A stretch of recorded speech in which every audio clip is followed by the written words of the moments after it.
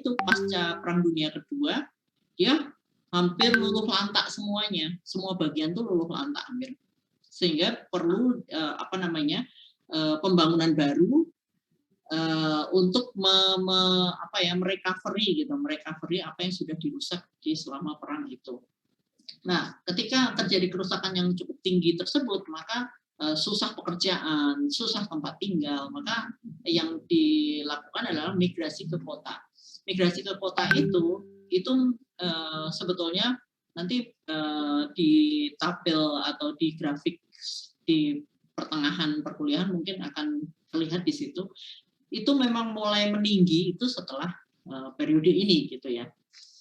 Kemudian tahun 60 sampai 70-an penduduk mulai menginginkan adanya tanah sebagai tempat bermukim. Jadi kalau tadinya itu mereka masih yang penting bisa mempertahankan hidup pasca perang itu, kemudian tahun 60 sampai 70-an itu mulai tuntutan akan adanya tempat bermukim yang lebih layak itu menjadi mutlak gitu. Kemudian tahun 70 sampai 80-an itu isu yang berkembang adalah mulai adanya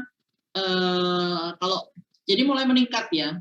Tadinya hanya mempertahankan hidup, kemudian mulai menginginkan tempat bermukim yang lebih layak. Kemudian tempat bermukim yang lebih layak mulai disadari bahwa pemukiman itu sebetulnya bagian dari lingkungan hidup kan begitu, sehingga perlu adanya perhatian terhadap lingkungan tempat tinggal itu sendiri. Tuh. Kemudian tahun 80 terjadi lonjakan urbanisasi. Mungkin diperkirakan ini karena adanya pertumbuhan ekonomi yang cukup tinggi gitu. Pasca Perang Dunia Kedua yang merusak itu tadi. Kemudian kan sempat jatuh bangun ya, Jepang itu waktu itu hancur-hancuran gitu, misalnya contohnya. Nah, itu kemudian selama beberapa tahun itu terjadi, mereka sudah recovery gitu. Nah, ketika sudah recovery maka kota menjadi penggerak yang baru ekonomi, sehingga menarik penduduk-penduduk sekitar untuk tinggal di situ gitu. Kemudian ini garis besar saja. Kemudian tahun 92 itu mulai diperkenalkan asas-asas berkelanjutan. Jadi maksudnya pembangunan perkotaan itu pembangunan permukiman itu bukan hanya kita berpikir untuk sekarang, tapi kita harus mengkaitkannya dengan sustainable development gitu. Oke. Nah, tahun 96 itu mulai diperkenalkan bahwa ini sebetulnya kita mulai memikirkan nih bahwa semua orang tuh sebetulnya berhak atas adequate shelter itu pemukiman yang layak. Berhak untuk mendapatkan semuanya itu berhak mendapatkan pemukiman yang layak di situ. Dan kemudian diperkenalkan Sustainable Development Goals Agenda. Atau ini kalian udah lahir atau belum ya tahun sekiannya. Nah, kemudian tahun 2000 perumahan difokuskan pada perbaikan permukiman kumuh, air bersih, sanitasi dan sebagainya. Jadi itu sebetulnya adalah satu rangkaian yang terus berlanjut gitu ya. Artinya tidak sekonyong-konyong mak beduduk terus keluar bahwa oke, kita mesti sustainable development nih gitu. Itu enggak seperti itu, tapi ada rangkaiannya bahwa isu yang berkembang dari tahun ke tahun itu merupakan bagian dari apa yang sekarang ini kita alami gitu loh. Kita alami atau kita masalah-masalah perkotaan yang kita hadapi sekarang ini gitu. Oke. Kemudian next.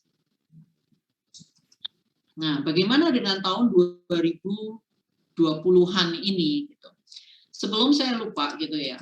Di Indonesia sendiri kalau di sini sebetulnya ini kan secara global ya, isu global. Tapi kalau di Indonesia sendiri sebetulnya Indonesia juga sama gitu. Saya ingin memberi contoh supaya lebih mudah gitu ya. Tahun 70 sampai 80-an itu di Indonesia terjadi booming ekonomi karena naiknya harga minyak dunia.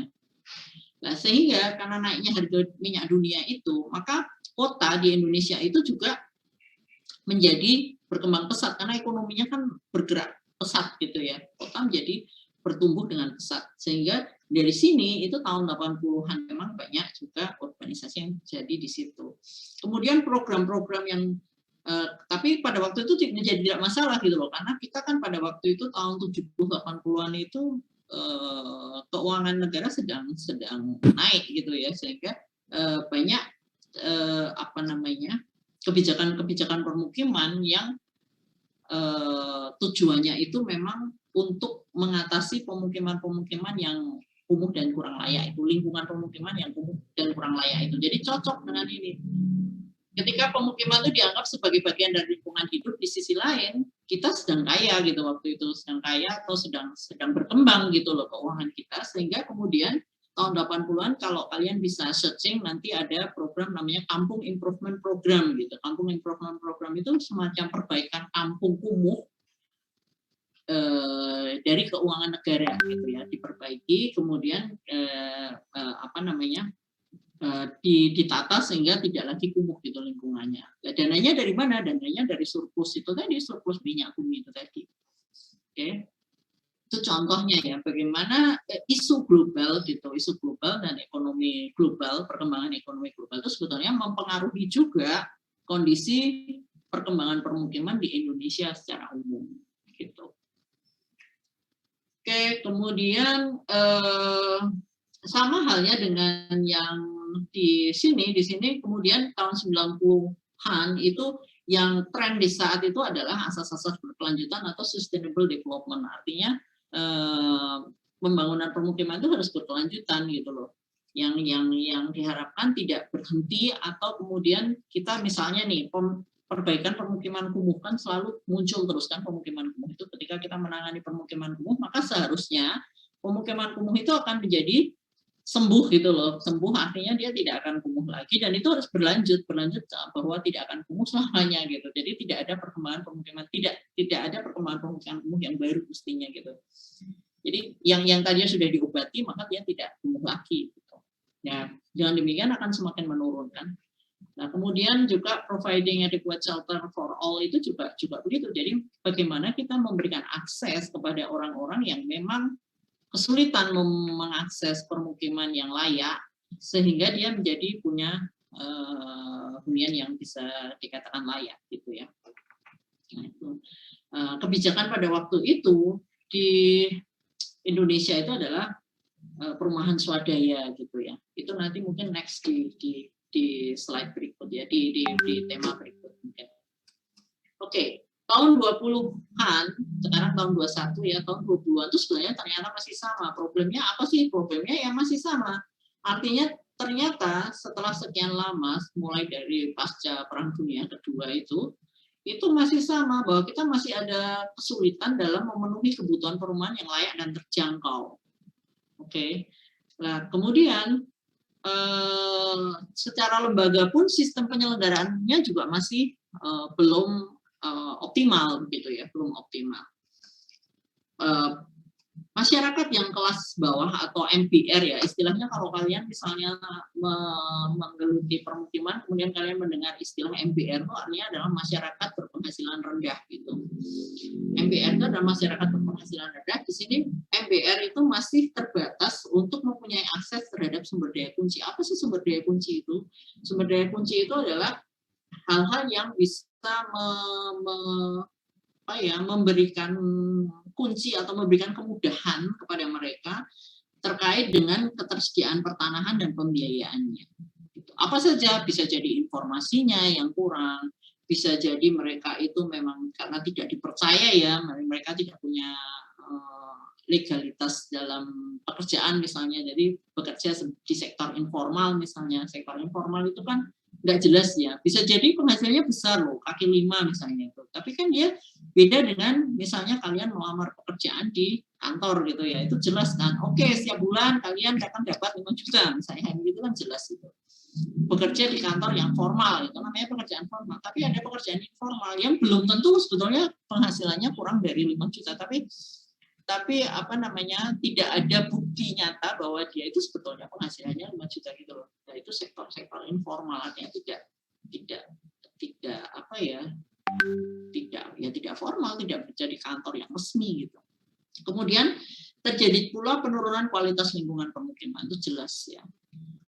Oke, jadi kondisi saat ini itu masih sama, artinya tidak ada perbaikan yang cukup signifikan gitu. Meskipun ini sebetulnya adalah kondisi pada negara-negara yang berkembang gitu ya.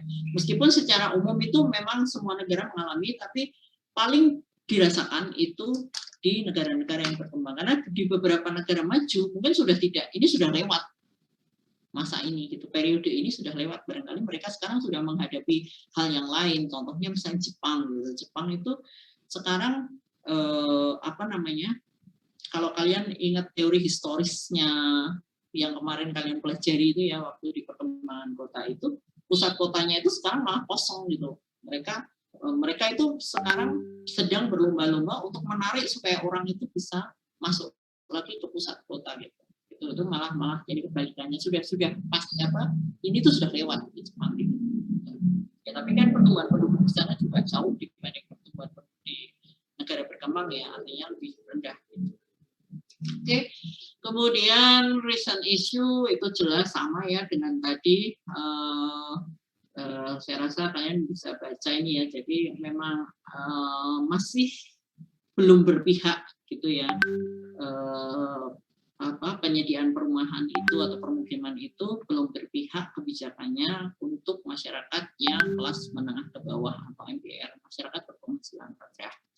Oke, tantangan kedepannya apa? Sama, masih urbanisasi, masih perkembangan tak terkendali, kemudian masih marginalisasi. Ini sebetulnya ini adalah pernyataan resmi dari PU, di mana Pak Joko Kirmanto ini adalah Menteri PU pada waktu itu. Mungkin kalian waktu itu baru lahir ya, atau mungkin baru masih balita gitu. Nah, Pak Joko Kirmanto itu adalah salah satu Menteri PU yang pada waktu itu menjabat ya, kemudian membuat pernyataan resmi bahwa ini tuh seperti ini gitu. Dan ternyata sampai sekarang 20 tahun, hampir 20 tahun kemudian masih sama gitu. Yang kita hadapi masih sama. Oke. Lantas tantangannya seperti apa? Oke. Seperti yang sudah dijelaskan tadi, bahwa dari waktu ke waktu sebetulnya, terutama sejak pasca Perang Dunia Kedua selesai ya, itu memang urbanisasi itu terus meningkat ke wilayah-wilayah perkotaan di kota gitu. Urbanisasi itu apa sih? Urbanisasi itu kalian mesti juga sudah tahu, itu adalah perpindahan penduduk dari desa ke kota. Oke. Nah, meningkatnya persentase penduduk yang tinggal di kota itu sekarang mau mencapai 40%.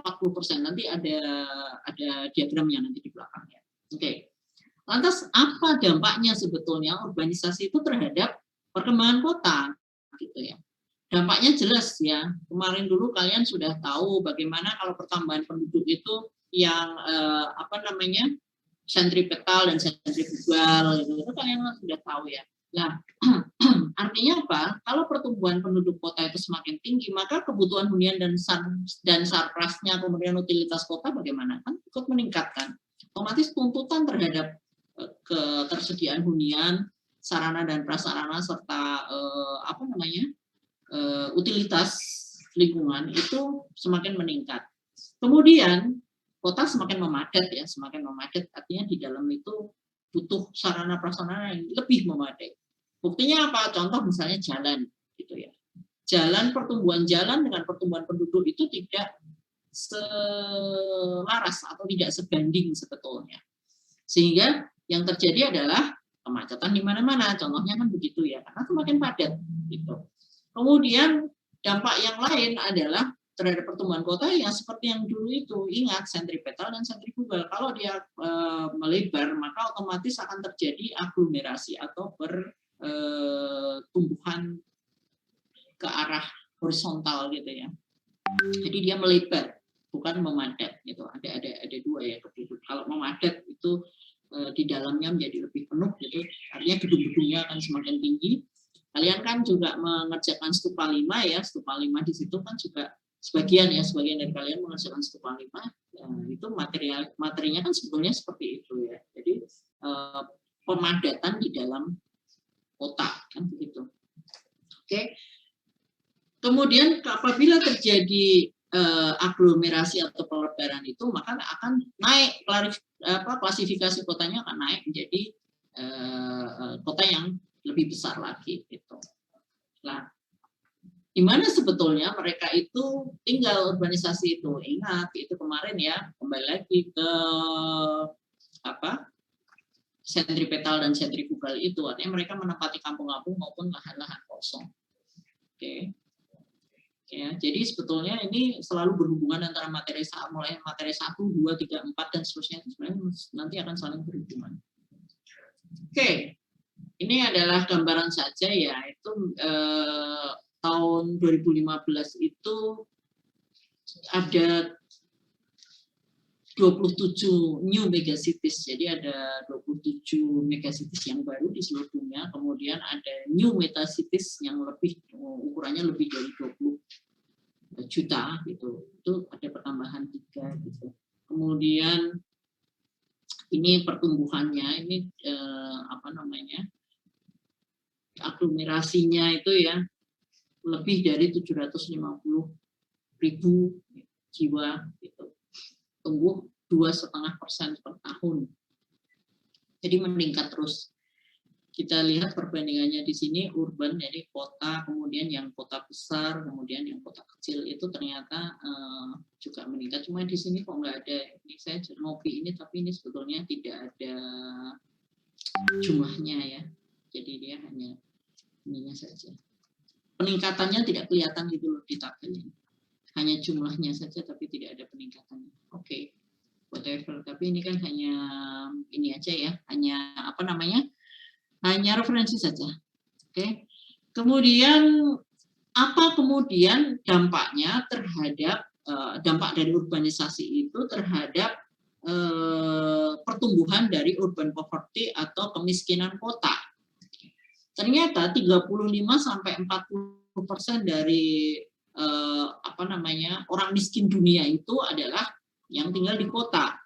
Tuh. Jadi salah kalau kita melihat bahwa orang yang tinggal di desa itu miskin, itu justru salah gitu loh. Karena ternyata faktanya adalah 40% dari orang miskin dunia itu tinggalnya malah justru adalah penduduk kota gitu loh. Kalau dibandingkan antara persentase kota dengan persentase non kota itu kan, maka 40% itu akan menjadi lebih padat gitu. Oke, apa ditunjukkan oleh apa? Pertama adalah servisnya itu, atau servis kayak prasarana, kemudian utilitas lingkungan itu di bawah standar. Oke. Jadi mereka yang dinyatakan miskin di kota, terutama di perkotaannya, itu tuh sebetulnya adalah mereka yang tidak mempunyai akses terhadap ini basic service. Basic service itu apa? Sarana dan prasarana dasar, kemudian utilitas dasar kota gitu ya. Kemudian yang kedua adalah dia itu tinggal di hunian yang tidak layak. Inadequate shelter itu hunian yang tidak layak tanpa tenure security, tenorship. Ingat ya, tenure security. Apa itu tenure security? Secure tenorship. Yang kemarin kita sudah bahas di pertemuan kemarin, artinya orang tinggal di satu tempat itu kan butuh keamanan ya. Orang tinggal itu tidak harus mempunyai tempat tersebut, tapi juga bisa juga bahwa dia, yang penting adalah dia mempunyai hak terhadap tempat tersebut selama jangka waktu tertentu. Contohnya kos kalian, kalau kalian ingat di pertemuan kita ya, kalian kos, kan kalian nggak punya tempat itu, tapi kalian kan sewa kan. Selama kalian sewa, selama kalian bayar, selama 1 tahun misalnya, kalian bayar kos selama 1 tahun, maka selama 1 tahun kalian nggak bisa didepak keluar, kecuali kalian melakukan pelanggaran tidak menepati perjanjian misalnya. Nah itu mungkin, tapi selama kalian tidak macam-macam, maka kalian akan punya security di situ. Security itu artinya apa? Ya sudah, kalian bisa tinggal di situ tanpa takut akan diusir. Secure tenorship itu ada 2 sebetulnya. Bisa jadi karena kepemilikan. Kalau kepemilikan kan memang kita punya ya, kita punya, orang lain nggak bisa mengutik-utik karena itu sudah masuk ke hak kita. Tapi bisa juga karena bukan karena punya, tapi karena memang sewa atau pinjem punya teman, pinjem punya saudara misalnya rumahnya gitu. Itu orang nggak bisa ngusir kan, nggak bisa semena-mena diusir. Nah yang terjadi di urban poverty ini adalah mereka tinggal di hunian yang tidak layak dan tidak secure, artinya tidak aman. Artinya mereka sudah tidak layak secara fisik bangunannya, mereka juga harus siap sewaktu-waktu dioprak-oprak, disuruh pergi, gitu, diusir, gitu maksudnya. Oke. Kemudian overcrowding. Overcrowding itu adalah melebihi batas kepadatannya ya. Homelessness itu malah tidak punya tempat tinggal sama sekali, artinya menggelandang dia. Nah, kemudian ada lagi mereka juga mengalami problem-problem terkait dengan environmental health, jadi kesehatan serta lingkungan, kesehatan yang kaitannya dengan lingkungan. Apalagi musim COVID begini, kalian bisa bayangin kan, kalau misalnya orang tinggalnya di rumah-rumah yang besar, kemudian dia harus isoman misalnya gitu ya, isoman dia nggak masalah isoman di situ. Yang menjadi masalah adalah kalian bayangin tinggal di rumah dempet seperti ini, kemudian suruh isoman. Nah, kan bingung kan, isoman di mana? Padahal kan disarankan kalian harus berjemur, misalnya isoman itu kan mandiri isolasi, tapi dia harus bisa berjemur juga, punya kamar yang sehat juga gitu, supaya penyakitnya tidak bertambah parah misalnya. Nah, itu akan menjadi masalah tersendiri ketika masa COVID seperti ini ya, karena itu tadi tempat tinggalnya itu terlalu overcrowded, ya, terlalu padat gitu, kemudian tidak layak secara fisik, nah, kan begitu, sehingga akan menjadi masalah, gitu, akan menjadi masalah. Ya, yang lain adalah contoh yang lain adalah diare gitu. Kalian tahu kalau penyakit-penyakit seperti diare, kemudian tuberkulosis, misalnya itu akan banyak, mesti akan banyak dijumpai di tempat-tempat yang seperti ini. Bukan karena mereka itu tidak punya daya tahan yang lebih bagus, bukan cuma masalah itu, tapi karena memang lingkungannya itu tidak mendukung gitu. Oke, kemudian ada segregation ya. Segregation artinya apa ya? Keterpisahan gitu. Memecah belahan gitu, artinya ada gap, kemudian juga meningkatnya kekerasan serta kriminalitas di sini, di kalangan ini, itu jelas gitu ya. Bisa dibayangin gitu kalau misalnya yang satu tinggalnya, karena kita kan memang kontras sekali ya antara yang betul-betul the have gitu, yang betul-betul kaya raya gitu, yang kayak misalnya Syahrini gitu, yang tasnya itu MM-an gitu, sementara kita mau beli rumah saja seperti yang kalian kemarin bilang gitu, kalian gajinya berapa, kalau kalian ingat, 5 juta Bu gitu, kalian untuk membeli rumah 200 juta aja mesti nyicil 10 tahun gitu ya, sementara yang satu beli tas bludak gitu sekian M gitu, hanya untuk sekedar tas tangan. Artinya apa? Artinya ada semacam gap yang sangat tinggi dari segi ekonomi atau penghasilan, dan itu nanti akan berpengaruh juga terhadap perkembangan kota dan perkembangan permukiman gitu sebetulnya. Oke. Ini adalah grafik ya. Kalian bisa melihat di sini. Oke. Ini adalah yang paling atas, ini yang abu-abu paling atas itu sebenarnya adalah pertumbuhan penduduk rural atau pertumbuhan penduduk desa. Kemudian di sini adalah pertumbuhan penduduk kota, di mana yang kuning itu adalah urban slums. Oke, kita bisa lihat di tahun 1800-an itu yang garis hijau ya, garis hijau itu adalah pertumbuhan kota, yang garis merah adalah pertumbuhan desa, penduduk desa. Kita bisa lihat di sini bagaimana pertumbuhan penduduk kota itu semakin meningkat. Mulai kapan peningkatan penduduk kota itu mulai tahun 1900-an, itu pada saat mungkin revolusi industri ya, kalau di Eropa sana revolusi industri, sehingga banyak pabrik-pabrik berdiri gitu ya, itu mulai menarik pendatang-pendatang untuk bekerja di situ. Itu polanya sebetulnya sama, sampai sekarang pun juga polanya seperti itu. Contohnya misalnya di daerah mana gitu, di Jawa Barat itu ada, wah ditemukan emas di situ, langsung mesti diares gitu, nanti akan ada mulai ada pendatang gitu, kemudian lambat laun mereka akan membentuk kota kecil dan seterusnya gitu. Oke. Kemudian tahun 1950-an itu mulai terjadi lonjakan peningkatan. Nah, ini kan area pasca atau waktu-waktu pasca Perang Dunia Kedua itu tadi. Perang Dunia Kedua kan berakhirnya tahun 45 ya, sekitar tahun 50-an gitu. Nah, mulai dari tahun ini sebetulnya adalah peningkatan yang pesat terhadap pertumbuhan kota itu sendiri. Kita bisa lihat di sini pada garis pertumbuhan kota itu ada batang kuning ya, ada batang kuning, di mana batang kuning ini adalah menunjukkan bahwa pertumbuhan kota yang merupakan bagian yang kumuh gitu.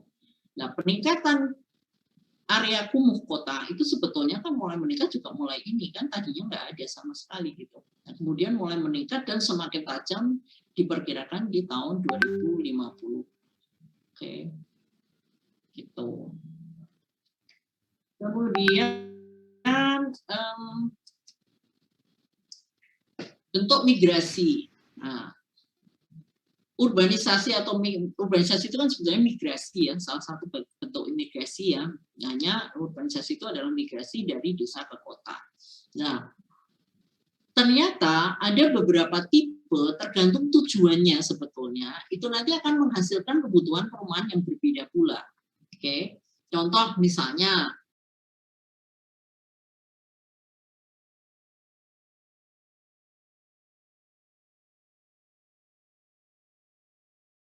datang ke kota karena kalian mau belajar nih, kan itu kan migrasi sementara sebetulnya. Maka kalian akan kos di situ, di kota tersebut kalian akan kos selama kalian menyelesaikan pendidikan kalian. Maka itu masuk ke migrasi sementara atau tipe non permanen. Maka polanya juga akan berbeda gitu loh. Nah, kemudian ada migrasi yang sendiri. Jadi sanak saudaranya sanak keluarganya itu masih tetap di kampung, tapi dia merantau sendiri ke kota misalnya untuk mencari pekerjaan dan kemudian penghasilannya dikirim ke kampung misalnya. Itu ada pola-pola. Nah, hal-hal seperti ini itu nantinya akan di pola-pola perkembangan permukiman juga. Ini adalah saya mencoba menyarikan ya, menyarikan dari urbanisasi sendiri itu sebetulnya bisa disarikan jadi ini. Jadi ada yang memang datang ke kota itu karena mungkin kebutuhan dekat dengan family atau kebutuhan dekat dengan keluarganya. Oke, maka pola yang akan didapatkan dalam pertumbuhan bagian kota itu adalah nanti akan ada kepadatan yang tinggi yang terkumpul dalam satu klaster keluarga. Contoh misalnya, mungkin karena pernikahan contohnya. Bisa jadi misalnya si A mempunyai rumah di tengah kota, kemudian dia menikah dengan B yang dari kawasan sekitarnya, kemudian karena harus dekat, maka si B akan datang ke situ, dia masih tinggal di situ, tinggal di rumah mertuanya pula, misalnya gitu ya. Maka yang terjadi adalah kepadatan yang meningkat di area tersebut saja. Oke. Jadi terkumpul dalam satu klaster keluarga.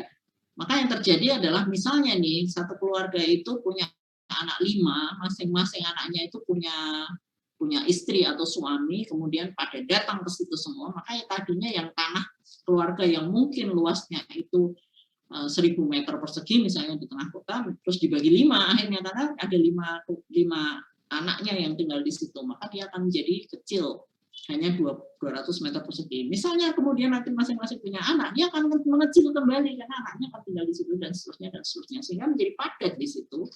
Karena itu tadi kepadatannya tinggi karena ada kebutuhan untuk terkumpul dalam satu klaster keluarga.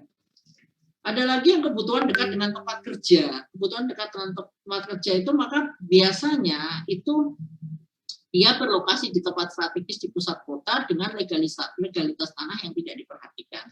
Biasanya yang butuh dekat dengan tempat kerja itu ada 2 sebetulnya. Bisa jadi itu memang dia yang mungkin single tapi dia legal gitu ya. Artinya single, dia datang ke kota seperti yang tadi saya utarakan, dia datang ke kota sendirian sehingga dia kos di situ, kemudian anak istrinya tetap di kampung gitu ya. Sehingga dia hanya butuh dekat di tempat kerja, dia bisa kos di situ. Seperti saya dulu pernah bekerja di Jakarta, areanya dekat dengan area yang kalian di segitiga emas ya, areanya dekat yang area kalian ambil sebagai stupa 5 itu, jadi di daerah situ Sudirman atau Subroto di situ. Nah, di situ itu banyak kos-kosan kecil-kecil gitu. Karena ya untuk menampung pekerja-pekerja yang memang dia bekerja di situ gitu. Jadi di situ ada di belakang gedung-gedung tinggi itu sebetulnya ada perumahan, rumah-rumah biasa untuk menampung kos-kos anak-anak atau pegawai-pegawai yang bekerja di kantor-kantor di sekitarnya. Nah, tapi ada juga yang itu kalau yang aspek formal ya, yang bekerja formal. Saya di sana bekerja di kantor konsultan, maka saya aspek formal saya sanggup membayar harga kos yang memang lumayan mahal dibandingkan dengan kawasan sekitarnya. Tapi saya tidak perlu membayar transportasi karena cukup berjalan kaki kan begitu ke tempat kerja. Nah, tapi ada juga yang memang aspek informal seperti yang saya bilang kemarin, artinya dia mendekati tempat bekerjanya. Kemudian yang penting dia tinggal di situ karena untuk menghemat biaya transportasi memang, tapi dia karena dia tidak sanggup membayar yang namanya posisi sewa kamar atau sewa kos yang apartemen atau kos yang dekat dengan kawasan strategis itu kan mesti mahal. Nah, karena dia pengen dekat tapi dia nggak mampu gitu. Akhirnya apa? Dia tinggal saja, legalitas tanah tidak diperhatikan. Itulah yang nanti akan menjadi cikal bakal pertumbuhan squatter settlement, yaitu pertumbuhan permukiman yang ilegal gitu. Oke. Kemudian ada lagi yang kebutuhan dekat dengan fasilitas umum kota. Jadi saya rumah saya tidak terlalu dekat dengan kantor, tapi saya dekat dengan jalur bis yang menuju kantor misalnya. Nah, dia berlokasi di tempat strategis yang cocok untuk fasilitas umum. Oke. Kemudian kebutuhan akan shelter atau krisis lahan. Ya sudah, dia pokoknya yang penting saya dapat tempat, nggak peduli di mana, pokoknya saya dapat tempat di situ, saya untuk bekerja supaya untuk mencari nafkah. Intinya begitu. Nah, dari empat ini sebetulnya ada dua yang potensial untuk menumbuhkan permukiman liar, yaitu di sini, kebutuhan dekat dengan tempat kerja dan kebutuhan akan shelter ini. Yang penting dapat tempat tinggal gitu. Ini tuh potensial sekali untuk menumbuhkan nantinya permukiman liar. Oke. Kalau kepadatan tinggi itu yang terbentuk adalah permukiman kumuh karena itu tadi sebetulnya dia legal kan karena dia tinggal bersama keluarganya, artinya dia legal gitu. Kemudian kalau yang tempat strategis dan cocok untuk fasilitas umum itu kan banyak ya, artinya tidak terbatas, tempatnya nggak limited, artinya ada banyak tempat sehingga kemungkinan besar juga nanti akan menimbulkannya itu slums, tapi dia tidak akan liar gitu. Yang potensial itu sebetulnya adalah ini dan ini, tapi ini pun juga kadang-kadang bisa jadi nanti akan berkembang liar gitu ya. Oke. Kemudian ini adalah satu ini grafik, coba diperhatikan baik-baik ya. Jadi ini grafiknya ini memang ini sebetulnya sama ya, antara ini dan ini tuh sama, hanya ini kebetulan penggambarannya terbalik gitu aja, dibalik gitu aja. Jadi ini adalah konsep prioritas bermukim. Tolong diperhatikan ya, karena ini nanti tugas kalian itu, tugas 4 itu yang harus kalian kumpul sampai nanti malam sebelum jam 12 ya, sebelum jam 12, jadi sampai jam 11.59, itu adalah kaitannya dengan ini sebagian besar. Oke, perhatikan cara membacanya. Ini adalah konsep prioritas bermukim. Di sini kita membagi grafik yang horizontal ini, atau X ya, X ini adalah menunjukkan semakin ke kanan itu penghasilannya semakin tinggi. Kita lihat di sini adalah period low, middle, upper. Ini apa sebetulnya? Ini adalah penghasilan dari penghasilan satu keluarga, gitu ya. Penghasilan satu keluarga. Kemudian di sini adalah menunjukkan ini dan ini tuh sebenarnya sama ya, cuma ini menggambarkannya ke bawah, ini ke atas, tapi sebenarnya sama aja. Kalian mau menggambarkan ini terus dicampur jadi satu juga bisa, dalam satu grafik di sini saja juga bisa, hanya nanti ruwet gitu kan, ini kan ada 3, ini ada 3, nanti kalau dijadikan satu grafik nanti jadi 6, itu agak ruwet. Tapi intinya adalah ini menunjukkan hubungan antara bagaimana tingkat ekonomi suatu keluarga itu nantinya akan mempengaruhi dasar pertimbangan mereka dalam pemilihan tempat tinggal gitu. Intinya begitu. Contoh misalnya. Contoh, di sini ada 6 aspek atau 6 indikator yang akan diukur gitu ya. Contoh misalnya security yang paling gampang, masalah security. Security itu kan keamanan untuk tinggal. Oke. Jadi lepas dari kepemilikan, security itu adalah keamanan untuk tinggal. Artinya kamu boleh punya itu, maksudnya itu adalah hak milik atau bukan, tapi yang penting kamu tidak akan diusir, itu security. Kamu kos itu kita punya security. Kamu pinjem selama berapa lama? Oke, aku pinjem ya selama 2 tahun. Oke, silakan. Nah, sudah ada itu, berarti itu sudah secure. Gitu.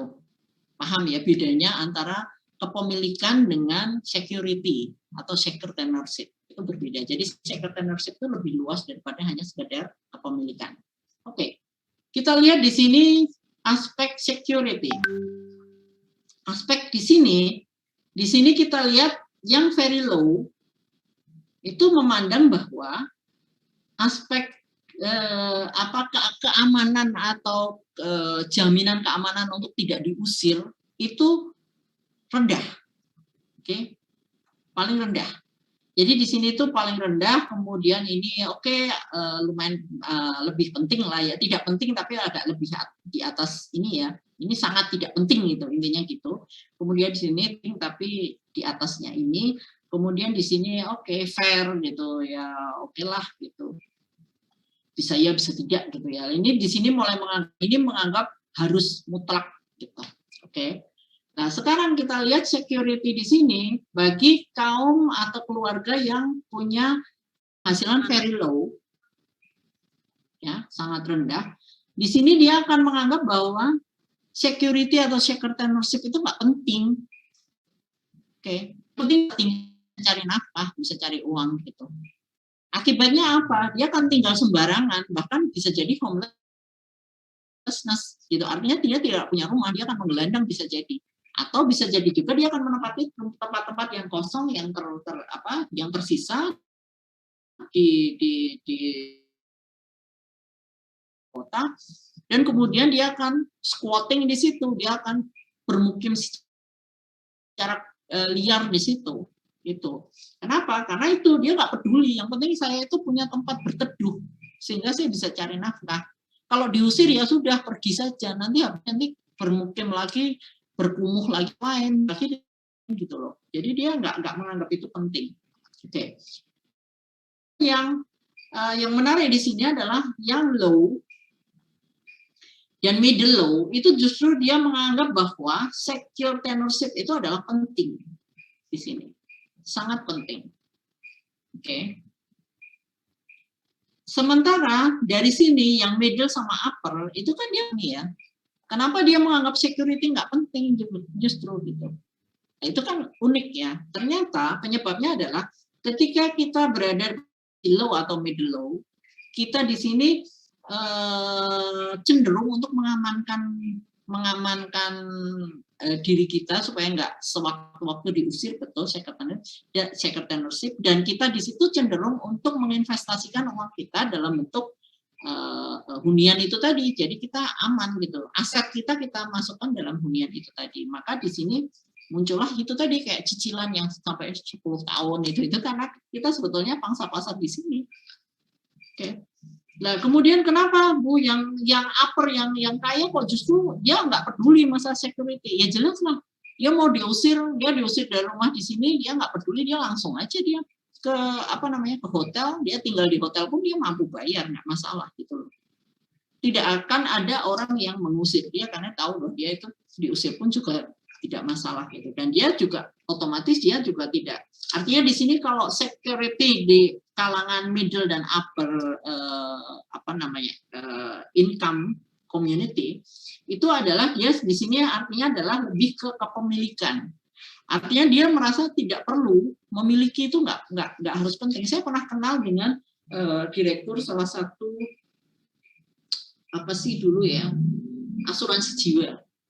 jiwa, direktur salah satu asuransi jiwa. Jadi dia direktur, tapi direkturnya masih bukan yang pusat, tapi dia di level provinsi itu direktur.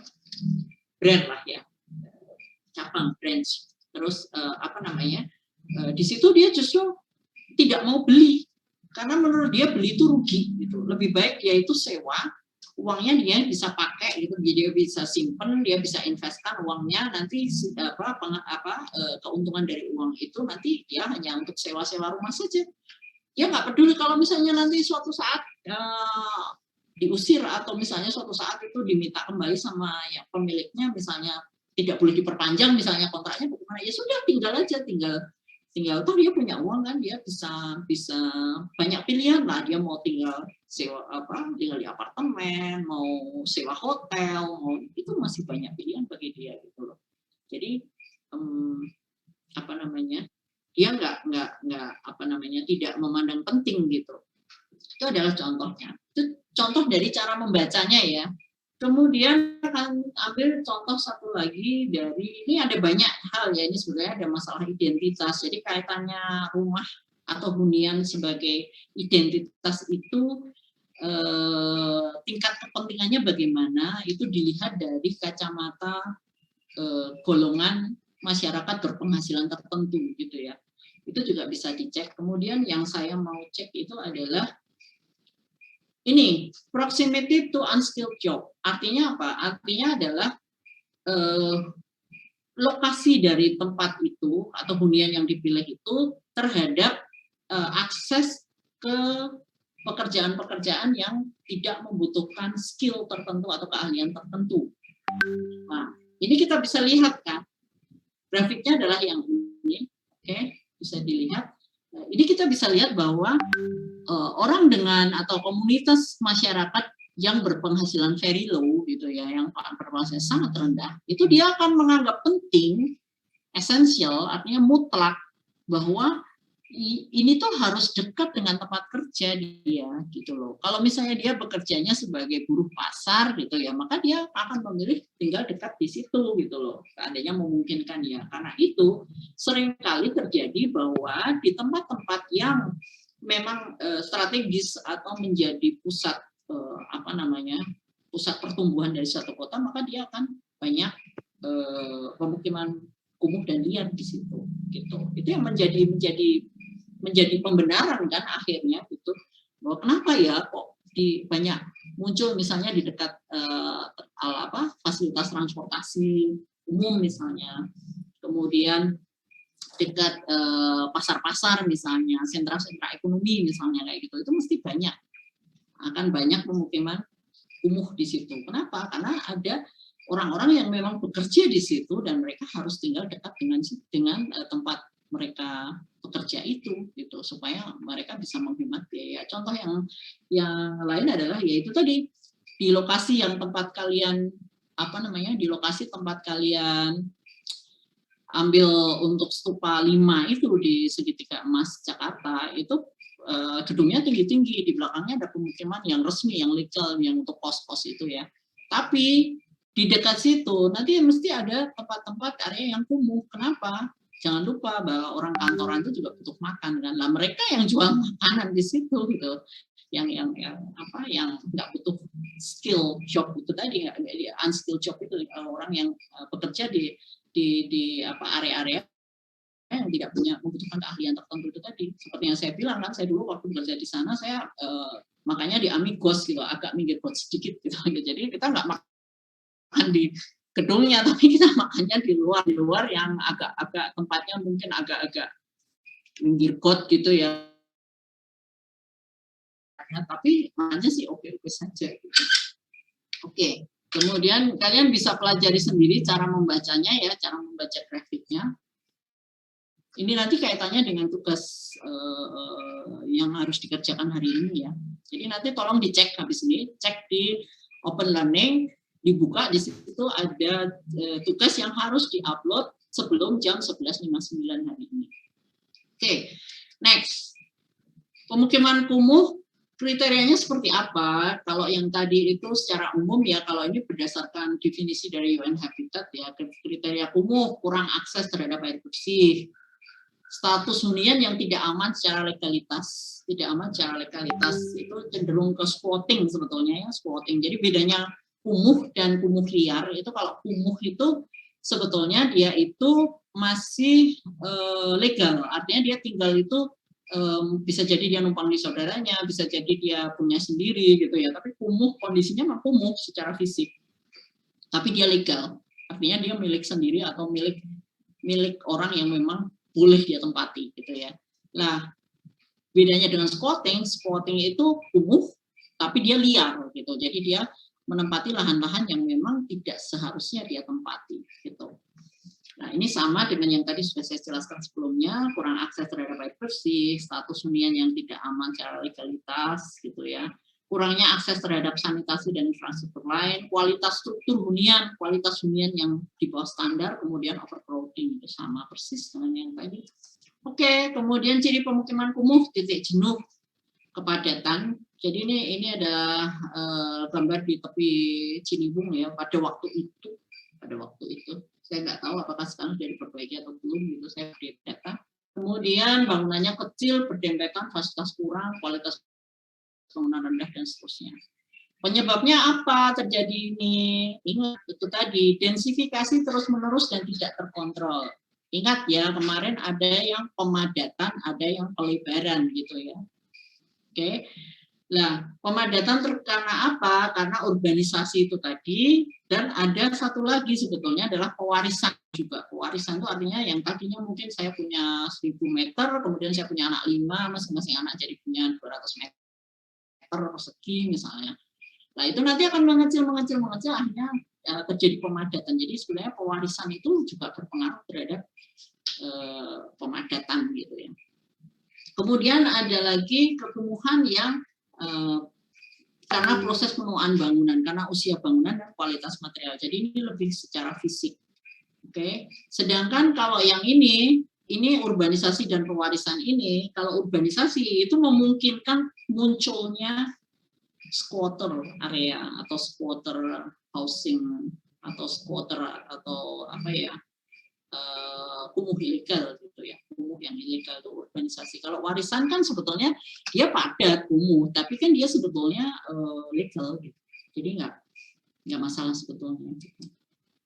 Oke, ini bedanya slums dan squatter, kalian bisa baca sendiri. Kemudian ada yang bilang bahwa kampung gitu, sebenarnya beda lagi itu kampung itu ya. Jadi definisinya kalau slums itu ya secara kualitas gitu. Oke. Kemudian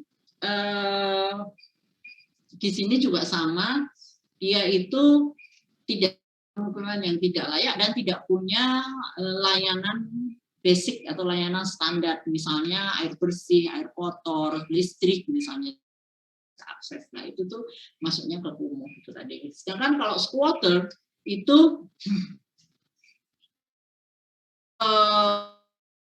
apa ya, menduduki lahan yang ilegal gitu loh, pemukimannya kumuh dan ilegal. Jadi bedanya di sini antara slum dan squatter itu di situ sebetulnya. Sama-sama secara kualitas itu kurang bagus ya. Kemudian yang membedakan itu adalah statusnya.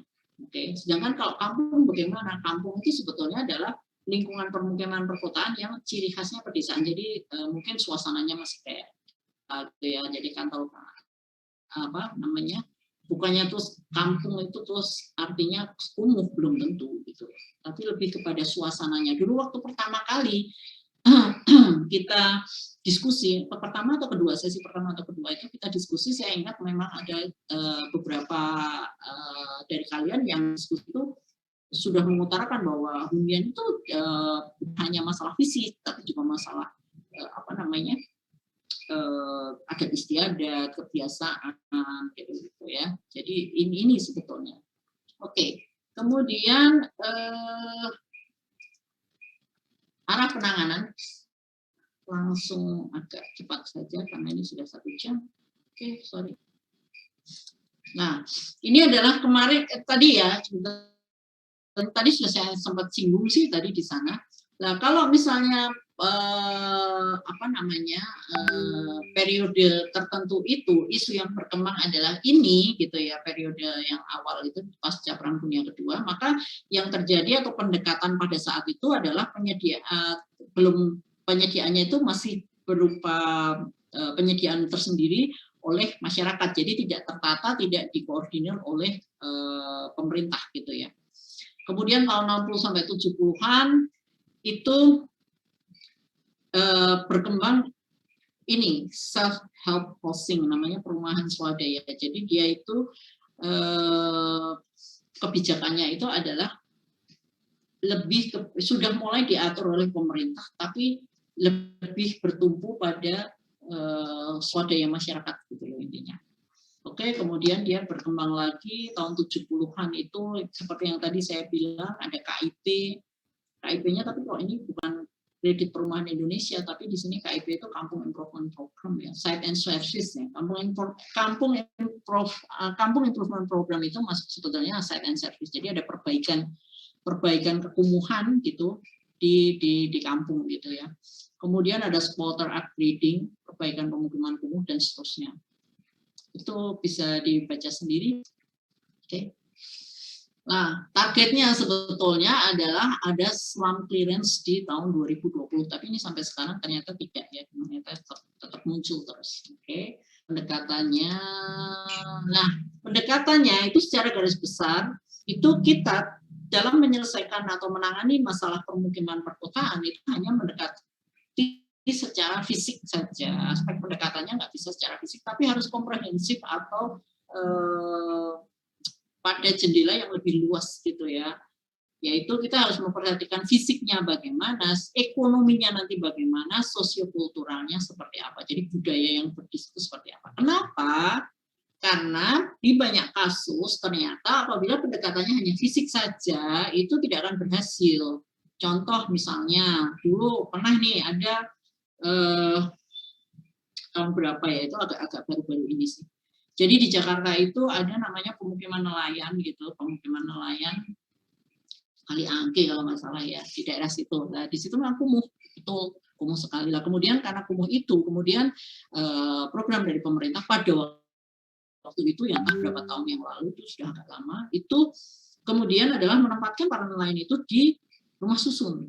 Rumah susunnya cukup megah gitu ya, dia berlantai 4 atau lebih, kemudian ada liftnya dan sebagainya, fasilitasnya bagus gitu. Yang menjadi masalah adalah lokasinya jauh dari tempat semula. Jadi untuk bisa mencapai, sementara di situ kan mayoritas pekerjaannya adalah nelayan. Nah, sementara mereka nelayan itu mencari nafkah di tepi pantai gitu ya, di area tersebut. Nah, kalau dipindahkan, di mana mereka itu harus berangkat itu, dia jadi dari lokasi hunian yang baru yang diperuntukkan untuk mereka sampai ke tempat mereka bekerja itu butuh waktu 2 sampai 3 jam naik kendaraan umum gitu, naik bis gitu. Meskipun bisnya disediakan, tapi bisa dibayangkan betapa kesulitannya gitu loh maksud saya. Kira-kira bisa berhasil atau tidak gitu apabila kita memindahkan atau menyelesaikannya dengan cara seperti itu. Artinya apa? Artinya yang diselesaikan hanya aspek fisik saja.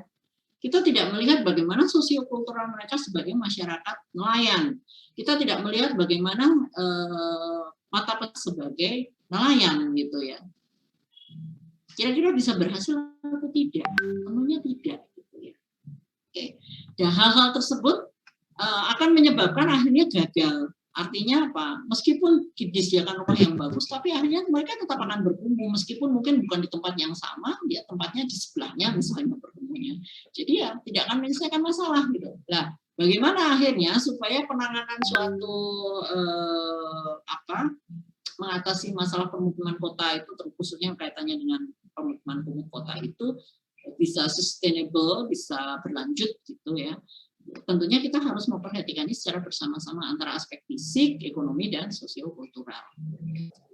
Kemudian ini adalah bisa dibaca nih Indian ya, kasus di India itu seperti ini. Kalian bisa baca sendiri, hanya contoh saja. Oke, sekarang housing policy. Housing policy dulu sebelum tahun 90-an ya, sebelum tahun 90-an. Jadi kalau dilihat ini sebelum tahun 90-an. Nah, di sini tuh housing policy ini kan kebutuhan rumah sangat perkotaan. Housing policy pada saat itu cenderung pada top down. Artinya apa top down? Top down itu adalah kita itu memberikan kebijakannya itu berasal dari atas ke bawah. berasal dari pemerintah ke masyarakat. Kita menyediakan banyak pemukiman murah di situ, kemudian ada pemukiman-pemukiman yang pemukiman public housing itu kayak rusun gitu ya cenderungnya kalau di sini tuh. Nah, menyediakan fasilitas di sini. Caranya bagaimana? Caranya bisa membuat rumah murah, kan gitu ya, harga rumahnya menjadi murah dan sebagainya, sehingga banyak orang yang bisa mengakses atau membeli rumah di situ. Tapi itu ternyata tidak sustainable gitu loh, tidak sustainable gitu. Penyebabnya macam-macam. Oke. Bisa karena tidak tepat kebijakannya, itu tadi seperti yang ternyata itu kalau pendekatannya kan lebih ke fisik ya, ini physical planning gitu. Artinya kalau physical planning itu kita tidak begitu atau mengabaikan sosiokultural serta ekonomi gitu ya, aspek ekonomi. Nah, karena itu kemudian dikembangkan bottom up approach. Bottom up approach itu apa? Bottom up approach itu membangun perumahan atau menyediakan perumahan berdasarkan pada kebutuhan dari masyarakat yang bersangkutan gitu loh. Jadi strateginya itu adalah membangun fisiknya tapi memampukan, jadi lebih pendekatan sosiokultural dan ekonomi terlebih dahulu gitu. Jadi kebalikannya, kalau pendekatannya itu kalau yang top down itu memang lewat fisiknya gitu ya, seperti yang tadi contoh. Jadi top down itu dari atas ke bawah, artinya kebijakan ya, kebijakan dari atas ke bawah. Sementara kalau yang kebalikan dari top down adalah bottom up. Bottom up itu adalah pembangunan yang berdasarkan pada dari kebutuhan masyarakat yang di bawah yang bersangkutan gitu intinya. Oke. Kemudian ini ternyata lebih sustainable gitu. Kenapa? Karena yang dicari adalah bagaimana diberi mampu untuk punya rumah gitu. Contoh misalnya sekarang itu kan ada kemarin tuh rumah DP 0% gitu ya. Itu sebetulnya dia ambil posisi di sini sebetulnya. Jadi dia enabling strategi, dia bagaimana caranya memampukan supaya orang itu jadi mudah untuk punya rumah gitu. Itu contohnya begitu. Oke. Lantas bagaimana cara mengatasinya? Nah, ini sebetulnya kuncinya di sini sebetulnya. Jadi ketika kita menghadapi masalah kota yang kumuh atau area permukiman kota yang kumuh, itu yang kita lihat sekarang, cek sekarang itu pertama adalah dia legal atau tidak. Oke. Dia legal atau tidak. Kalau dia legal, maka kita cek lagi. Kalian tahu RT RW kan, rencana tata ruang wilayah itu, setiap kota punya mesti tata ruang. Nah, itu nanti kita cek di situ, dia sesuai atau tidak gitu. Dan nanti kalau sesuai, nanti baru menentukan kebijakannya seperti apa. Kalau tidak sesuai juga nanti baru ditentukan seperti apa gitu. Sebaliknya itu nanti mesti dicek dulu juga sesuai atau tidak sesuai RT RW. Kalau sesuai bisa jadi ya, bukan berarti mesti bisa, tapi bisa jadi ada kemungkinan untuk ditertibkan saja administrasi dan ditata di lokasi, bisa jadi. Tergantung itu nanti dia punya siapa ya, tanah yang diduduki itu punya siapa, punya pemerintah atau bukan misalnya gitu ya. Jadi ada hal-hal yang memang nanti ada mungkin bisa nggak ya besok ya, misalnya itu ada contoh-contoh bagaimana cara menata itu meskipun dia punya swasta atau punya private gitu tanahnya, itu bisa ditata juga. Nanti ada yang semacam apa sih namanya ya, nanti ada sesi nanti besok saya carikan contohnya gitu. Jadi seperti apa gitu penataannya. Nah, nanti kalau ada yang tidak sesuai RT RW bagaimana? Itu nanti juga kita tentukan. Jadi kunci ketika kita menyelesaikan satu masalah kekumuhan kota itu sebetulnya adalah pertama cek dulu legal atau ilegal. Sudah, itu kuncinya. Setelah cek legal atau ilegal, cek dulu sesuai RT RW atau tidak. Nah, nanti baru dari situ kita bisa mengambil langkah, oke, penyelesaiannya seperti ini. Gitu. Oke ya, jelas ya. Nah, sekarang saya ingin Surakarta, ini kota Surakarta ya, kepadatan penduduk sekian. Ini tahun 2015 kalau nggak salah. Tahun 2015 saya belum nemu yang baru soalnya. Tahun 2015-2014 ya, oke. Luas wilayah 44 km persegi. Kemudian, nah ini Luas kawasan kumuh di Surakarta itu ada 467,62 hektar. Emang kita berapa hektar sih? Sebentar, cek. 44 km persegi. Oke. Dari sekian itu berapa persen ya yang kawasan kumuh? Ya ini aja yang kita lihat, 18.000 sekian rumah tidak layak huni. Jadi di Surakarta sendiri ada 18.000 sekian rumah yang tidak layak huni. Terus kemudian ternyata itu tidak semuanya bisa mengakses air bersih, oke? Kemudian sanitasi juga begitu, utilitas lingkungan juga begitu ya. Masih banyak yang bisa mengaksesnya. Nah, kemudian di sini adalah sebab akibatnya. Kenapa muncul pemukiman kumuh kalau di kasus Surakarta ya, khusus kasus Surakarta. Khusus kasus Surakarta, munculnya pemukiman kumuh itu karena pertumbuhan penduduk yang tinggi, tanah lahan terbatas, kepadatan jadi tinggi, kemudian ada yang tidak tahu bangunan gedung aturannya seperti apa gitu, jadi bangun-bangun sak semene dewe gitu ya. Kemudian yang tidak teratur dan seterusnya. Oke. Kemudian akibatnya adalah dia banjir, bermukim di tanah kosong yang bukan peruntukannya, ilegal berarti squatting. Oke, kemudian di sini itu kalau yang kumuh dia itu akan jadi tidak layak huni karena ada keterbatasan infrastruktur. Jadi munculnya pemukiman kumuh. Kalian bisa baca sendiri nanti.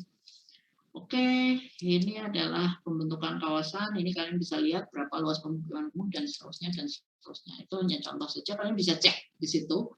Ya buat baca-baca saja sih sebetulnya, bahwa kayak gini nih sebetulnya contoh dengan kota membuat rencana untuk penanganan pemukiman kumuhnya. Gitu. Nah, ini kawasan kumuh itu ya. Nah, ini tadi dia pola penanganannya seperti ini. Dia membedakan antara legal dan ilegal.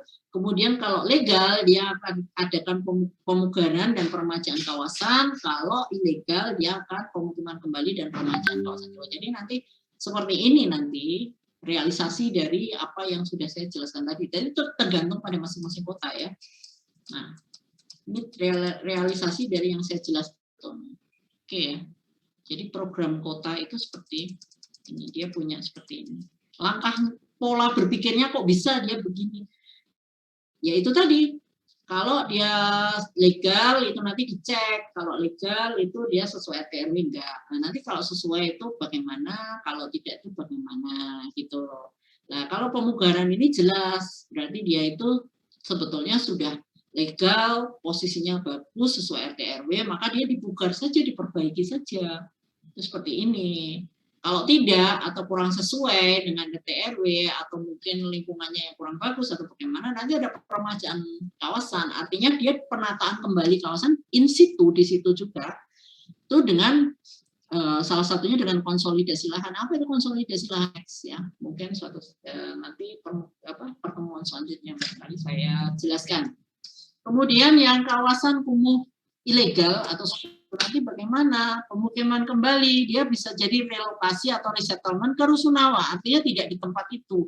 Karena kita mesti cek juga itu sesuai atau tidak gitu loh. Kalau tidak sesuai, maka dia kemungkinan dipindah ke Rusunawa kan gitu ya. Kalau sesuai, itu bisa jadi dia in situ di tempat itu juga sesuai dengan fungsinya nanti seperti apa gitu loh.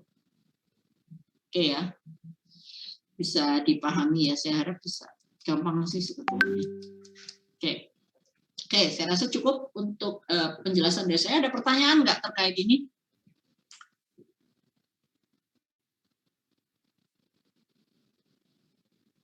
Halo?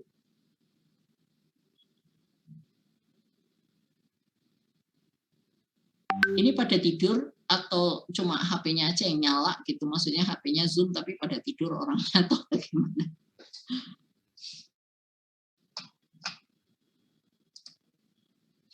Izin bertanya, oke. Bagaimana cara kita mengonsep sebuah hunian vertikal yang mampu mewadahi karakter pemukiman kumuh, baik squatter maupun slum?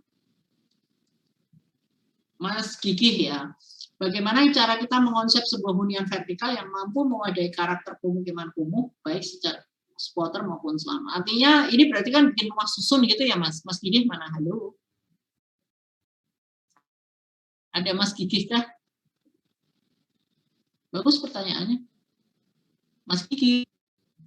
Ini yang tanya nggak ada nih.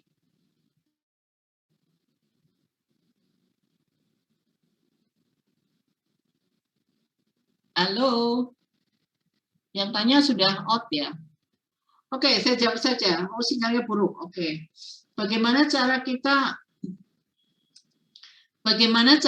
mengonsep sebuah hunian vertikal yang mampu mewadai karakter pemukiman kumuh baik squatter maupun slum. Jadi mungkin yang dimaksud di sini adalah hunian vertikal untuk mengatasi pemukiman kumuh gitu. Artinya rumah susun sebetulnya. Oke.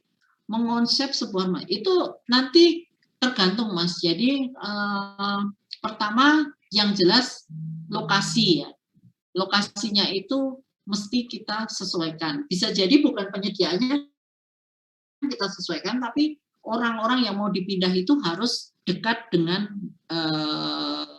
lokasi yang memang mereka butuh untuk bekerja atau butuh untuk mencari nafkah gitu. Itu pertama dari segi lokasi ya. Yang kedua adalah mungkin ada rumah inti gitu ya. Artinya rumah inti itu kita mesti membuat satu kebutuhan dasarnya itu apa sebetulnya untuk rumah yang minimal harus ada gitu loh, yang harus ada dalam satu rumah yang mereka huni. Jadi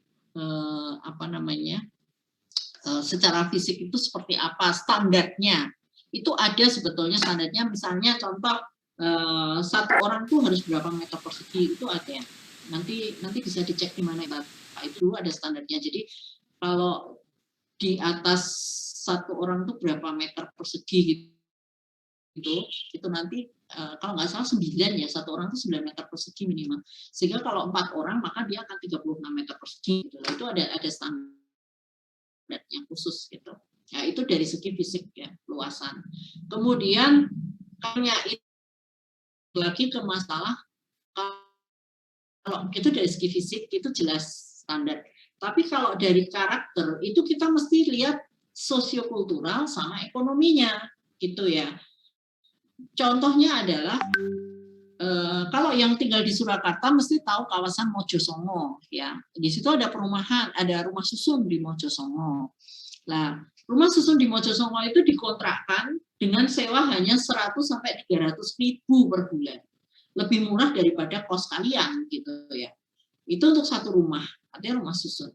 Tetapi ternyata itu orang-orang yang memang dipindahkan ke situ dengan membayar hanya 100 ribu per bulan, itu ternyata banyak yang kemudian setahun pertama tinggal di situ, tahun berikutnya hilang. Itu saya dapat dari penelitian kakak-kakak kelas kalian ya, ketika tugas mata kuliah ini, mereka meneliti gitu, kenapa sih, apa benar sih sebetulnya relokasi menyelesaikan masalah pemukiman kumuh. Ternyata belum tentu gitu ya. Contohnya adalah orang-orang yang direlokasi di Mojosongo itu ternyata itu sebagian besar nanti hilang gitu. Hilang itu artinya di tahun kedua, tahun ketiga mereka akan hilang, tidak lagi tinggal di situ. Tidak lagi tinggal di situ itu menjadi tanda tanya, mengingat bahwa fasilitas di sana itu luar biasa bagus. Oke. Bangunannya baru gitu ya. Sewanya cuma 100 ribu per bulan. Kan murah sekali sebetulnya. Nah, tapi kenapa mereka nggak mau tinggal di situ? Karena ternyata salah satu penyebabnya berdasarkan interview dari penelitian mereka itu adalah jauh dari tempat mereka mencari nafkah. Itu contoh. Kemudian lagi di sana itu kan yang namanya rumah susun itu kita kan kalau tidak melihat itu dari segi ekonomi ya. Kalau kita tidak melihat adat istiadat kebiasaan mereka itu akan susah juga. Contoh, misalnya ketika kita tinggal di rumah kumuh, kita biasa tinggal berkumuh nih, bareng-bareng gitu. Kemudian kita dengan tetangga kan deket ya, dengan tetangga dekat. Kemudian ada saat-saat tertentu di mana kita bareng dan berinteraksi dengan tetangga. Misalnya saat ada tukang sayur nih, tukang sayur datang gitu, ibu-ibu pada datang gitu. Kemudian mereka saling bercerita, bertukar info, gosip gitu, gosip in the city gitu ya, gosip gitu. Kemudian mereka itu bersosialisasi di situ, saling tukar cerita, saling pinjam uang mungkin dan sebagainya di situ. Hal itu mungkin tidak akan ditemui ketika mereka nanti akan tinggal di rumah susun gitu. Itu mengubah satu pola sosiokultural masyarakat. Itu yang biasanya tinggal di rumah yang datar, kemudian dia harus tinggal vertikal, dia akan menjadi jauh dari tetangga, sosialisasi dengan tetangga menjadi terbatas. Contoh yang lain misalnya, kalau misalnya kita sedang menunggu sesuatu misalnya, sore-sore sedang menunggu buka puasa misalnya atau menunggu apapun itu, ibu-ibu yang berada di rumah yang kumuh yang biasa yang horizontal itu contohnya, dia kumpul bareng, kemudian kadang ada yang petan, tahu petan ya, petan itu nyari foto itu, kadang duduk bersama nyari foto, kadang bercanda-canda, kadang saling memijit atau bagaimana gitu. Jadi mereka itu melakukan kegiatan bersama karena kedekatan mereka gitu. Terus sekarang mereka terpaksa dicabut pindah ke lokasi yang lokasi yang mereka itu asing gitu ya, yang vertikal, yang membuat mereka jauh dari jauh dengan tetangga mereka gitu. Nah itu yang membuat tidak betah. Akibatnya apa? Akibatnya berdasarkan penelitian dari kakak-kakak kelas kalian, ternyata yang tinggal di awal jadi yang dipindah, direlokasi dari tempat kumuh, kemudian direlokasi di rumah susun tersebut, itu akibatnya di tahun kedua banyak yang sudah pindah kembali, gitu, nggak tahu pindah kemana, apa mereka mungkin berkumuh kembali di tempat lain, bisa jadi gitu. Nah itu adalah contoh pendekatan yang tidak pas ya, contoh pendekatan yang tidak pas. Nah terus bagaimana Bu supaya mampu mewadai karakter pemukiman kumuh? Ya itu tadi, selain fisik, kita lokasinya harus jelas ya, kemudian fisiknya itu ada standar khusus, kemudian juga ini tadi memperhatikan sosiokultural dan ekonomi itu tadi gitu loh. Jadi rumah bagus dan murah itu belum tentu cocok bagi untuk menyelesaikan permasalahan pemukiman kumuh gitu loh. Ada banyak aspek. Notabene memang perlu diteliti lebih lanjut ya, yang tidak bisa diterjemahkan secara lugas, nggak saintifik gitu loh, karena itu tadi kadang sosiokultural itu kan beda-beda banget ya, range-nya sangat besar gitu Mas. Jadi kalau mau yang sukses ya itu tadi, lokasinya harus jelas, secara fisik ya harus memenuhi standar, kemudian karakter sosiokultural dan ekonomi juga harus diperhatikan. Gitu Mas Kiki ya. Ada lagi yang lain bertanya?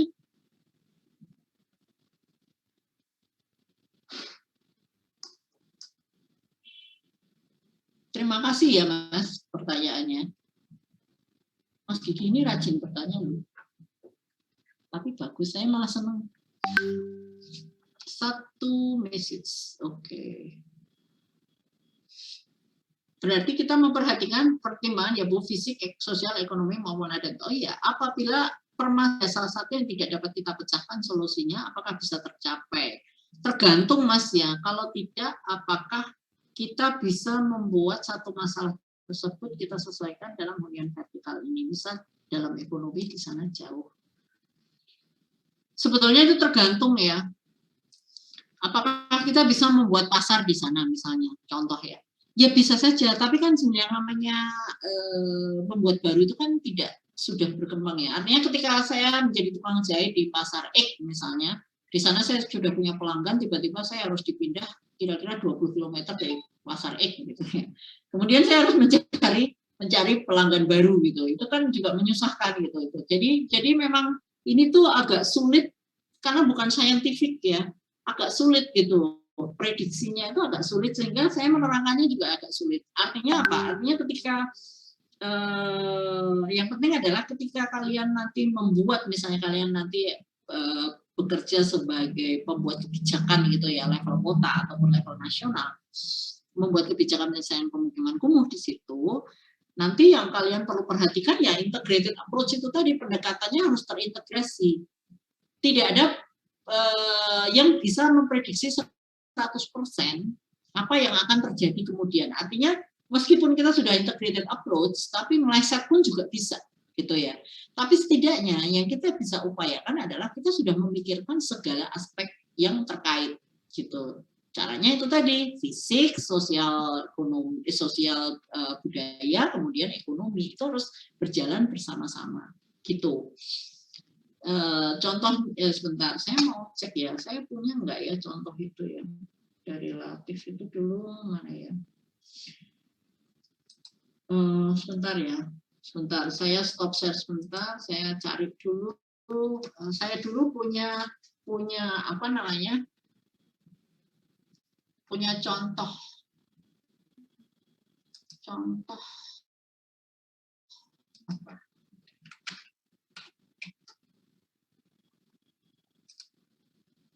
Enggak ya.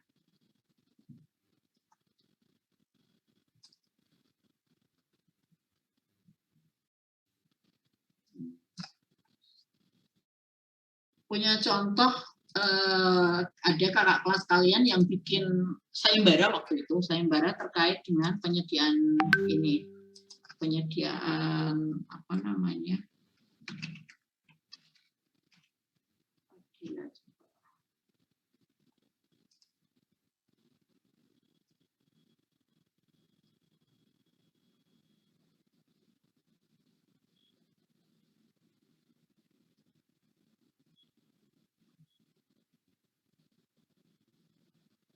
Sini dok ya. Sayangnya saya kok ini ya lupa. Jadi di situ tuh mereka dulu itu namanya adalah Omah Urup kalau nggak salah, Omah Urup. Jadi dia itu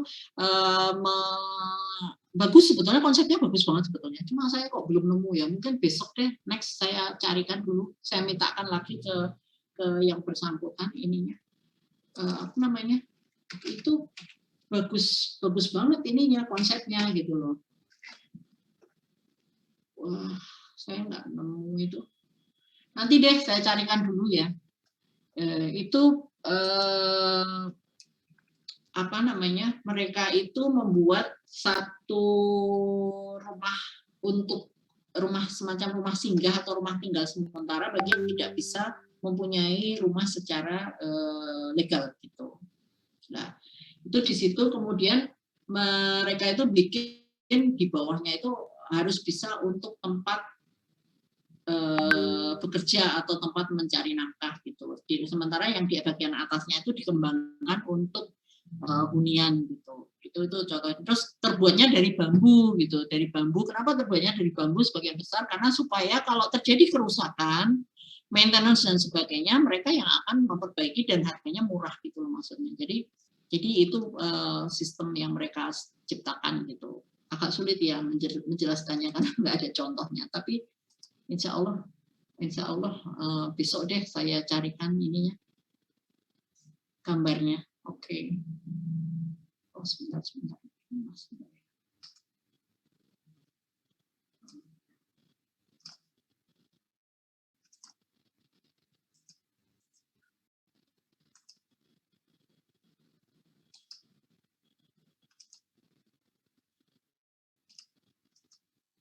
Nggak ada.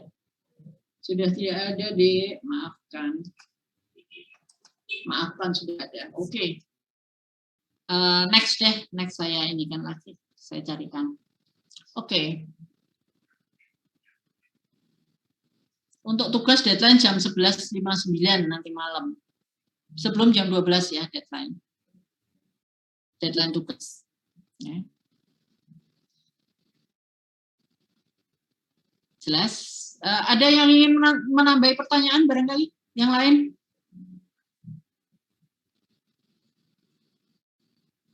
Biasanya pada rame nanya lu. Oke, izin bertanya Bu, apakah boleh dan bisa Bu membuat kultur sosial yang baru untuk menyesuaikan kondisi dan kebutuhan? Gitu. Kita membuat kultur sosial yang baru. Artinya begini, orang yang sudah terpola sekian tahun, kemudian mendadak harus berubah, itu kan butuh proses ya. Artinya bisa berhasil dan bisa tidak, gitu loh. Nah, masalahnya begitu, bisa berhasil dan bisa tidak. Karena itu kalaupun terpaksa sekali tidak bisa, kan agak sulit juga ya. Artinya ketika kita, contoh misalnya, kamu di rumah susun, membuat rumah susun, kemudian kalian harus menyediakan ruang sosial yang bisa berfungsi sama seperti ketika mereka berada di ruang yang apa namanya, yang horizontal misalnya. Itu kan agak sulit ya. Mungkin kita bisa membuat mengembangkan, tapi mungkin tidak bisa persis misalnya. Oke, tidak masalah. Tapi setidaknya itu kan tidak sesuatu perubahan yang drastis begitu loh. Apabila membuat kemudian seperti yang itu tadi, contoh misalnya, yang tadinya kita biasa satu lantai, rumahnya mau miring-miring, mau ambruk, terus tiba-tiba bangunan kokoh 4 lantai, 5 lantai, pakai lift, oke? Pakai lift, kemudian tinggalnya vertikal gitu ya, tinggal vertikal, kemudian kulturnya kan gitu. Bisa memprediksi. Ada yang memang kemudian betah kemudian bisa, tapi banyak juga yang kemudian gagal dan kemudian tidak berhasil gitu.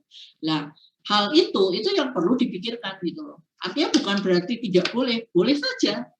Tapi apa jaminan dari proyek tersebut, apakah dia akan berhasil atau tidak? Artinya kita mesti berpikir itu panjang gitu loh. Itu intinya di situ deh. Bukan boleh atau tidak boleh, tapi ketika kita mau membuat kebijakan, itu kita kan mesti berpikir, ini kan namanya membuat proyek itu kan uang ya, uang. Artinya ketika proyek itu kemudian gagal, tidak berhasil, itu artinya ada uang yang tidak terpakai, yang tidak tergunakan dengan baik gitu. Jadi ada yang tersia-sia. Menyelesaikan masalah kan begitu. Nah, supaya menyelesaikan, nah, buatlah yang kira-kira memperhatikan itu tadi, terintegrasi itu tadi. Jadi tidak memaksa, ya itu akan membuat kultur sosial yang baru itu tadi. Karena kultur satu budaya kan satu yang terbentuk selama periode yang lama gitu. Artinya kalau memang sudah terbiasa pada periode budaya itu, kemudian dia dalam setahun atau 2 tahun dia dipaksa berubah, itu memang sulit gitu. Artinya butuh pemikiran lebih lanjut lah ya. Bagaimana kalaupun memang dia sosial yang baru, kultur sosial yang baru, mungkin tidak terlalu drastis seperti apa namanya, seperti apa, seperti yang pokoknya dia nggak drastis dibandingkan dengan yang biasa mereka sudah lakukan gitu. Gitu ya Mas ya, jelas ya. Oke, next questions. Sebetulnya lebih enak diskusi deh daripada saya ngobrol sendiri. Makasih banget. Pertanyaan yang lain?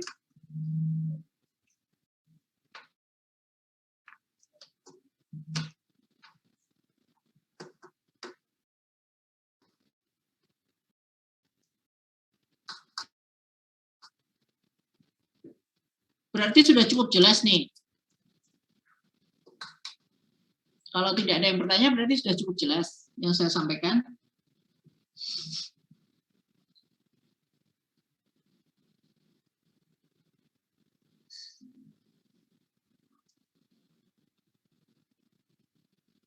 Oke, kalau sudah tidak ada pertanyaan lagi, berarti saya rasa untuk hari ini cukup ya. Kalian bisa langsung cek ke OL nanti, kemudian kalian kerjakan tugasnya, oke, di-upload sebelum jam 11 malam. Sebelum jam 12 malam, sorry, 11.59.